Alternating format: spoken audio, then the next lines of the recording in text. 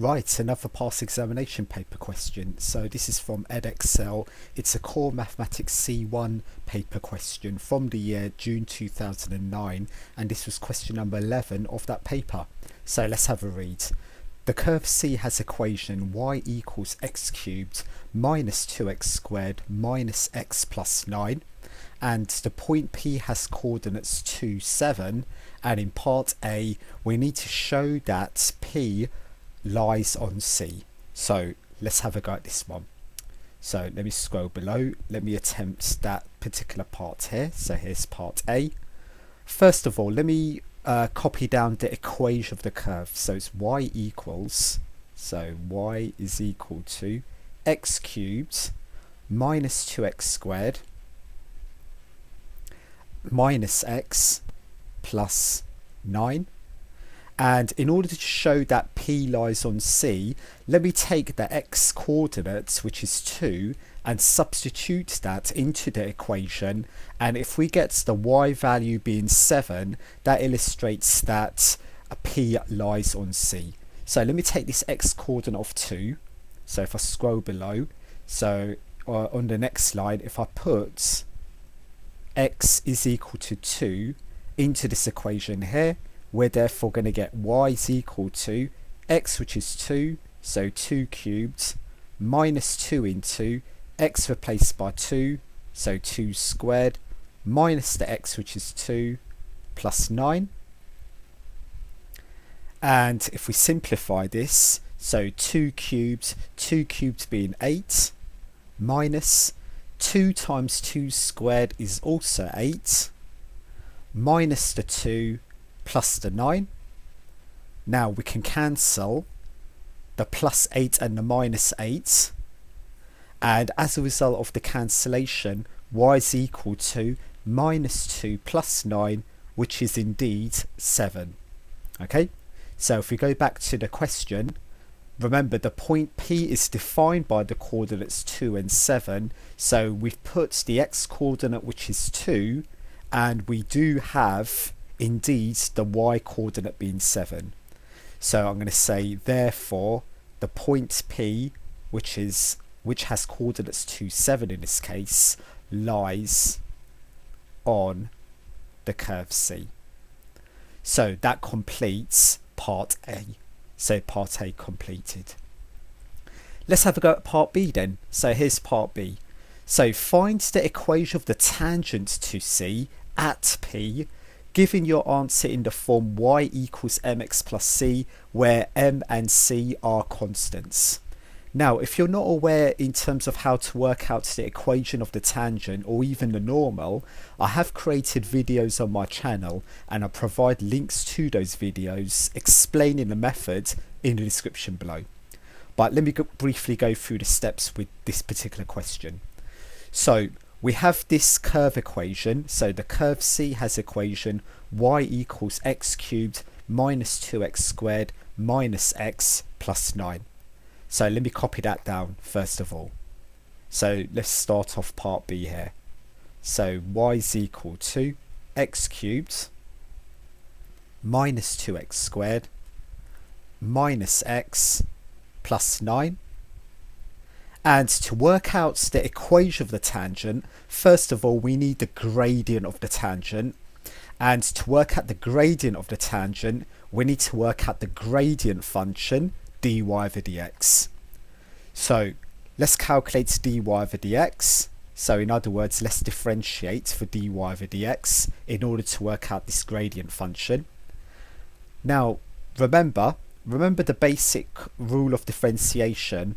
Whenever you're differentiating a function of the type ax to the power of n, where a and n are constants, to differentiate such a function, dy over dx will be, so we multiply by the power, n times a is na, and then we subtract 1 from the power to give us that n minus 1. So that is the basic rule of differentiation, the rule in order to differentiate functions of the type ax to the power of n. So remember, multiply by the power, subtract 1 from the power. So let's put this into practice. When I differentiate x cubed, I'll get 3x squared. So multiplying by the power, 3 into 1 is 3, power minus 1, 3 minus the 1 gives us this 2. Want to differentiate minus 2x squared, multiply by the power, 2 times minus 2 is minus 4. Subtracting 1 from the power, 2 minus 1 is 1. And if I differentiate minus x, when I multiply by the power, 1 into minus in front is minus 1. And if I subtract 1 from the power, I'll have 1 minus 1, which is 0. But remember, x to the power 0 is 1. So therefore, when we differentiate minus x, we'll get minus 1.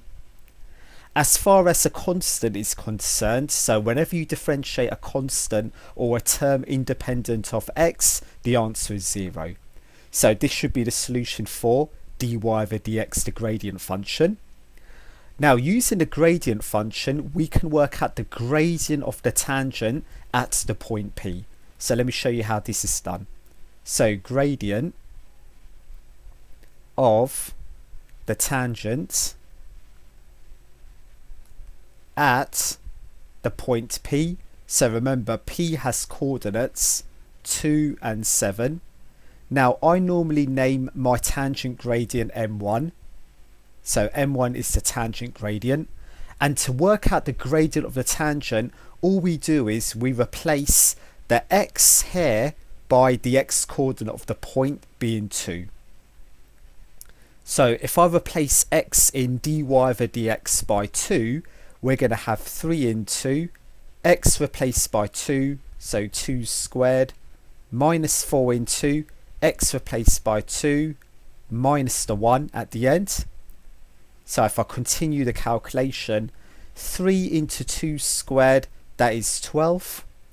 4 into 2, that is 8. So we have a minus 8, minus the 1 from here. And if I continue further down, 12 minus 8 is 4. 4 minus the 1, 3. So what is 3? What does 3 mean? 3 is the gradient of the tangent at the point P. So we've got the gradient of the tangent. We know that our tangent passes through the points 2, 7. And knowing that a tangent is a line which meets the curve at one point, let's use the equation of the line formula to work out the equation of the tangent at this point P. So let's work out now the equation of the tangent at the point P, which has coordinates incidentally 2, 7. So let me use the formula for the straight line. So I'm going to be using y minus y1, which is m into x minus x1. Okay, and x1 and y1, as far as this formula is concerned, is the coordinates of the point where this line passes through. So our tangent, the line passes through 2, 7. So our x1 and y1 is therefore 2, 7. M in this formula is the gradient of the tangent. So m is the value of m1. And the value of our tangent gradient m1 is 3. So this is the data that we need to use with regards to this formula. So if I substitute the data, I'll have y minus y1 being 7. That is equal to m. M is 3 into x minus x1 being 2. Let me get rid of the brackets. So y minus the 7 on the left is equal to 3 times x being 3x. 3 times minus 2, which is minus 6. And if I finally take the minus 7 to the right, y is equal to 3x, and minus 6 plus 7 is plus 1. So that should be the equation of the tangent. So if I scroll up to the example or to the question, So that is what we need to do for part B. So part B is done. We worked out the equation of the tangent to C at P, and we wrote our answer in its required form, y equals mx plus c, where m and c are constants. Right, now for the next part. The point Q also lies on C. Given that the tangent to C at Q is perpendicular to the tangent to C at P, in part C, show that the x coordinate of Q is 1 over 3 into 2 plus square root of 6. So let's attempt part C over here. So firstly, let's work out the gradient of the tangent to C at Q. So we don't know the x coordinate of Q, that being the unknown. So remember the process. So to work out the gradient of the tangent, and in this case the gradient of the tangent to C at Q, knowing that we don't know the x coordinate, and I'm going to call this gradient let me call it MQ, for example. So I don't have the x coordinates, so I'm going to leave it as 3x squared minus 4x minus 1. So remember, we need the gradient function to work out the gradient of the tangent. However, the x coordinate of Q is the unknown, so let's leave it as 3x squared minus 4x minus 1. Okay, so that is MQ.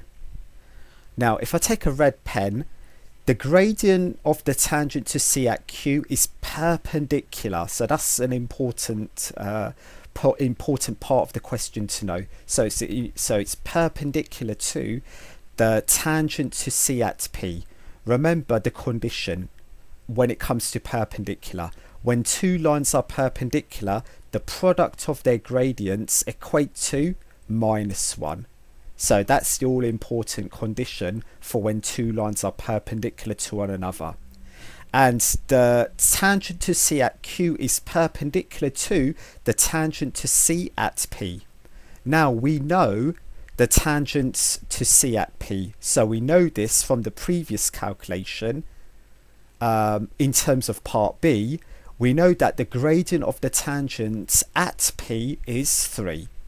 So let me make a note of that. So let me continue here. So the gradient of the tangent to C at the point P. So let me call that MP. The gradient at that point P is 3. Okay. Now going back to this condition, if these two tangents are perpendicular, the product of their gradients equates to -1. So let me continue below. So given that MP multiplied by MQ is equal to -1 as they're perpendicular, so MP in this case is 3 multiplied by MQ, which is 3x squared minus 4x minus 1, that is equal to -1. Now let me multiply out, let me get rid of the brackets. So 3 times 3x squared is 9x squared. 3 times minus 4x minus 12x. 3 into -1 is -3. That is equal to -1. And if I take the -1 to the left hand side, we'll have a quadratic which reads 9x squared minus 12x and -3 add 1 is -2. So this should be the form of our quadratic. Now let's use the quadratic formula in order to work out the solutions of this quadratic. So using, and here's the quadratic formula, x is minus b plus or minus square root. So it's the square root of b squared minus 4ac all divided by 2a. So in this formula, let's note down the values of a, b and c. So the value of A, coefficient of x squared, is 9. The value of B, coefficient of x, minus 12. The value of C, C being minus 2. And if I replace these terms into the quadratic formula, we'll have minus B being minus 12 plus or minus square root. So let me be as neat as possible. B replaced by minus 12. So it's a minus 12 squared for B squared. Minus the 4. A replaced by 9. Multiplied by C, which is minus 2. All divided by, so everything divided by 2 into, and A being 9. So let me scroll down a little rather. So x will be minus into minus is plus, so it's a plus 12 plus and minus square root. So plus or minus is square root. Minus 12 squared is 144.